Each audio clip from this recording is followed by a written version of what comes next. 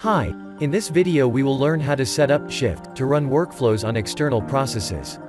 We will also learn how to assign Shift workflows to workflow process nodes. Shift typically runs workflows using its own Python process. Additionally, Shift can also run workflows on other Python processes. For instance, imagine using Python interpreters from other software like Maya, Houdini or Nuke.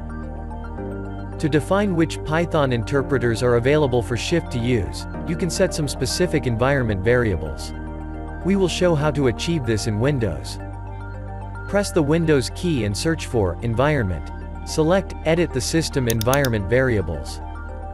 In the System Properties window, select the Advanced tab. Now, click on the Environment Variables button. Create a new system variable. Shift process environment variables are defined by the following naming convention: Shift _process _ name of process. For instance, we can set up a Maya Python process with an environment variable named Shift _process _ Maya. The variable value should point to the Python interpreter executable for the desired process.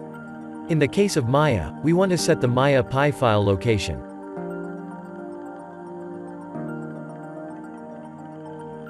We can now open Shift. In Shift, create a workflow process node.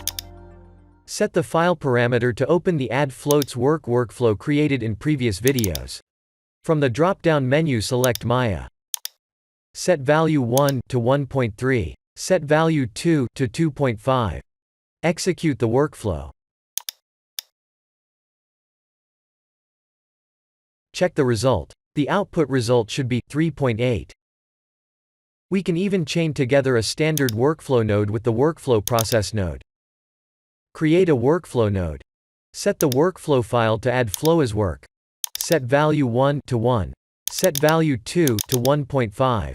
Connect the result plug from workflow 1 to value 1 of the workflow process node. Execute.